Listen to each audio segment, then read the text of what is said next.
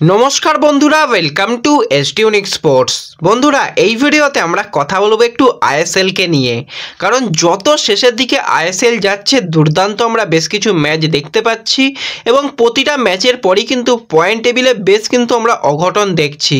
তো কিভাবে ইস্টবেঙ্গল সুপার সিক্সের কোয়ালিফাই করতে পারবে, ইস্টবেঙ্গলের সুযোগ কতটা, সেই নিয়ে কথা বলবো, আইএসএলের ম্যাচ নিয়ে কথা বলবো এবং কিছু প্লেয়ারকে নিয়েও কথা বলবো আমরা এই ভিডিওতে।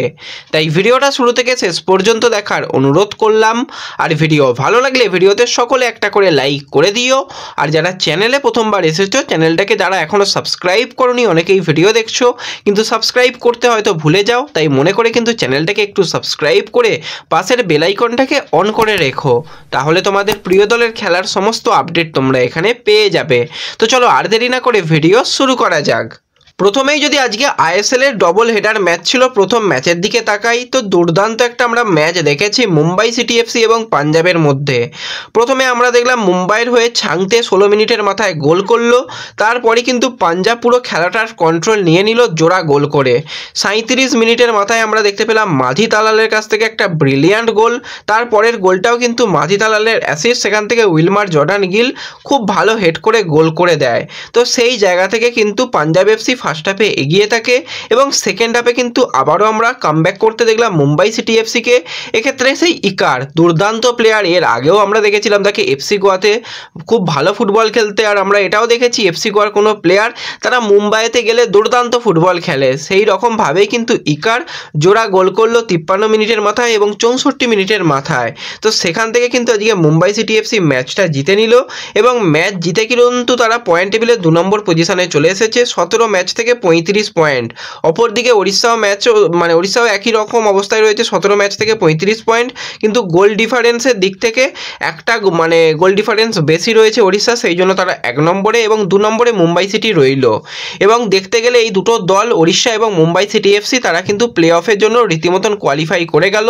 অফিসিয়ালি হয়তো তাদের নাম এখনও পাশে কোয়ালিফাই লেখা দেখাচ্ছে না, কিন্তু তারা অলরেডি 35 পয়েন্ট মানে তারা কোয়ালিফাই করে গেল। তো সেক্ষেত্রে কিন্তু এই দুটো দল একটা সেফ পজিশনে চলে গেছে। এবং দ্বিতীয় ম্যাচটাও কিন্তু খুব ভালো একটা ম্যাচ এবং সেই ম্যাচের দিকে সকলেই তাকিয়েছিল, কারণ গত বছরেই আমরা দেখেছিলাম বেঙ্গালুরু এবং কেরালার ম্যাচ, সেখানে ইভান ভুকোভানোভিচ তার টিমকে তুলে নেয়, তারপর তো প্রচুর ঝামেলা অশান্তি হয়েছিল। সেসব বাদ দিয়ে যদি আজকে আমরা ম্যাচ নিয়ে কথা বলি, দুটো দলই তো চান্স পেয়েছিল প্রচুর, কিন্তু গোল কনভার্ট করতে পারেনি। ফার্স্ট হাফেও দেখলাম, সেকেন্ড হাফেও দেখলাম, কিন্তু সেকেন্ড হাফে জাভি কিন্তু একদম শেষের দিকে এসে একটা গোল করলো এবং গোলটা কিন্তু দুর্দান্ত। জাভি মূলত বাঁ পায়ের প্লেয়ার হলেও কিন্তু খুব ভালো একটা ডান পায়ে ফিনিশ আমরা দেখলাম আজকে জাভির কাছ থেকে এবং খুব ভালো গোল করেছে এবং 1-0 গোলে জিতে কিন্তু বেঙ্গালুরু এফসি ম্যাচটাকে জিতে নিল। এবং কেরালা যেটা তাদের অবস্থা, একই রকম অবস্থায় তাদের রইল, 5 নম্বর পজিশনে রইল 29 পয়েন্টে নিয়ে। এর আগে আমরা হারের হ্যাটট্রিক করতে দেখেছি কেরালাকে এবং তার পরের ম্যাচটাই দেখেছিলাম পিছিয়ে থেকেও কিন্তু ব্রিলিয়ান্ট একটা জয়, কিন্তু আজকেও আবারও তারা সেই ধাক্কা খেলো বেঙ্গালুরুর কাছে এবং বেঙ্গালোর আজকে ম্যাচ জিতে যাওয়ার ফলে কিন্তু তারা 18 ম্যাচ থেকে 21 পয়েন্ট নিয়ে পয়েন্ট টেবিলের 6 নম্বর পজিশনে চলে এলো। এবার আজকের ম্যাচ যদি ড্র বা যদি আজকে বেঙ্গালুরু হেরে যেত, সেক্ষেত্রে ইস্টবেঙ্গলের অনেকটা সুবিধা থাকতো, কিন্তু প্রতিদিনই অঘটন ঘটছে, প্রতিদিনই পয়েন্ট টেবিলের পরিবর্তন ঘটছে, সেইভাবেই কিন্তু আজকে বেঙ্গালুরু 6 নম্বর পজিশনে চলে এলো। এবং একটা প্লেয়ারকে নিয়ে অবশ্যই কথা বলতে হয়, এবছরের সবথেকে ব্রিলিয়ান্ট ফুটবলটা খেলছে 26 বছর বয়সী ফ্রান্সের অ্যাটাকিং মিডফিল্ডারের প্লেয়ার মাধি তালাল। যেভাবে সে ফুটবলটা খেলছে, অ্যাসিস্টের দিক থেকে দেখতে গেলে একজন নতুন বিদেশি প্লেয়ার, সে প্রথম বছর এসেই কিন্তু এখন অ্যাসিস্টের দিক থেকে টপ পজিশনে চলে গেছে, 6টা অ্যাসিস্ট কিন্তু করে ফেলেছে মাধি তালাল। এর সাথে সাথে যদি আমরা চান্স ক্রিয়েটের দিকে তাকাই, সেক্ষেত্রেও কিন্তু নাম্বার 1 পজিশনে রয়েছে মাধি। সে কিন্তু 39টা এই মুহূর্তে চান্স ক্রিয়েট করে ফেলেছে এবং টপে রয়েছে, 39টা অ্যাসিস্ট কিন্তু কারোরই হয়নি, তার পরবর্তী সময় বাকি প্লেয়াররাও রয়েছে। তো এখনও পর্যন্ত আইএসএলের ম্যাচে যেরকম 5টা অ্যাসিস্ট করেছে, তার সাথে সাথে কিন্তু 16 ম্যাচে 3টে গোলও কিন্তু আমরা দেখতে পেয়েছি এই অ্যাটাকিং মিডফিল্ডারের। এবং এই অ্যাটাকিং মিডফিল্ডারকে আদেও পাঞ্জাব ধরে রাখতে পারবে কিনা, সেটা কিন্তু একটা বড় প্রশ্নের ব্যাপার হয়ে গেছে, কারণ 2024 সালের 31শে মে পর্যন্ত কন্ট্রাক্ট রয়েছে মাধি তালালের সঙ্গে পাঞ্জাবের। আর যে ফুটবলটা খেলছে আইএসএলের, যে কোনো দল কিন্তু থাকে প্রথম টার্গেট করবে। বিশেষত আমি বলবো ইস্টবেঙ্গলের প্রথম টার্গেট করা দরকার, কারণ পরিচিত বিদেশি প্লেয়ার ইন্ডিয়াতে ভালো ফুটবল খেলেছে এবং ইস্টবেঙ্গলের কাছে যেটা এবার সামার ট্রান্সফার উইন্ডোর কাছে বেশি একটা জিনিস মানে অপশান বেশি থাকবে, সেটা হচ্ছে এএফসি। তারা কিন্তু দেখাতে পারবে যে আমরা এএফসি খেলবো, এএফসিতে তোমাকে ব্যবহার করব এবং যে কোনো বিদেশি প্লেয়ারই চাইবে আমরা এএফসিতে খেলতে।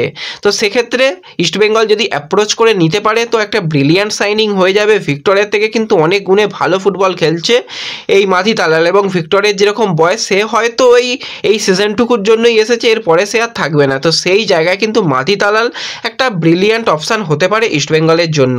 তো দেখা যাক পরবর্তী সময় কোন কোন ক্লাবরা টার্গেট করে এই মাধি তালালকে। তো এরপর যদি আমরা ইস্টবেঙ্গলের একটুখানি সুপার সিক্সের আশা নিয়ে কথা বলি, তো আশা বলতে একটাই জিনিস, প্রতিটা ম্যাচ জিততে হবে। ম্যাচ জেতাই হচ্ছে মেন একটা কাজ, এবং ম্যাচ জিতলে বাকি দলগুলোর উপরে যেতে পারবে। এই মুহূর্তে জামশেদপুর তারাও কিন্তু যে প্রচুর অ্যাডভান্টেজ পজিশানে রয়েছে সেরকম নয়, এবং বেঙ্গালুরু আর ইস্টবেঙ্গলের মধ্যে যদি আমরা তফাতের দিকে তাকাই, একটা বেশি ম্যাচ বেঙ্গালুরু খেলেছে। বেঙ্গালুরু একটা বেশি ম্যাচ খেলে তারা 21 পয়েন্ট নিয়ে চলে গেছে টপ 6-এ। এবার তাদের গোল ডিফারেন্স -8।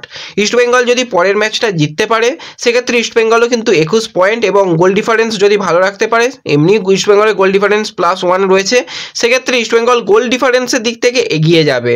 এবং নর্থ ইস্টের কাছেও কিন্তু এখনও সুযোগ রয়েছে, এবং নর্থ ইস্টের ম্যাচগুলো যদি নর্থ ইস্ট পয়েন্ট নষ্ট করে সেক্ষেত্রে ইস্টবেঙ্গলের একটা যাওয়ার সুযোগ রয়েছে। তো অবশ্যই তাকিয়ে থাকতে হবে, যারা ওই 6, 7, 8 পজিশানে রয়েছে তারা যত পয়েন্ট নষ্ট করবে সেটার দিকে ইস্টবেঙ্গলকে তো তাকিয়ে থাকতে হবে। তার সাথে সাথে ইস্টবেঙ্গলকে ম্যাচ জিততে হবে। ম্যাচ না জিততে পারলে কোনোভাবেই কোয়ালিফাই করতে পারবে না, এবং পরপর ম্যাচগুলো কঠিন ম্যাচ রয়েছে। তো কঠিন ম্যাচ থেকেও কিন্তু পয়েন্ট বার করতে হবে। পরের ম্যাচই রয়েছে গোয়ার সঙ্গে একটা কঠিনতম ম্যাচ। তো দেখা যাক সেই ম্যাচের জন্য কতটা ইস্টবেঙ্গল নিজেদের প্রস্তুত করে, কতটা জেতার খিদে দেখায়, সেটা হচ্ছে একটা দেখার বিষয় থাকবে। তো এই ভিডিওতে এই কয়েকটাই ছোট্ট আলোচনা তোমাদের সঙ্গে শেয়ার করার ছিল। ভিডিও ভালো লাগলে ভিডিওতে লাইক করে দিও, চ্যানেলে প্রথমবার এলে চ্যানেলটাকে সাবস্ক্রাইব করে দিও, ফেসবুক পেজ থেকে ভিডিও দেখলে ফেসবুক পেজটাকে ফলো করে নিও, এবং ভিডিও একটু সকলের সঙ্গে শেয়ার করে নিও।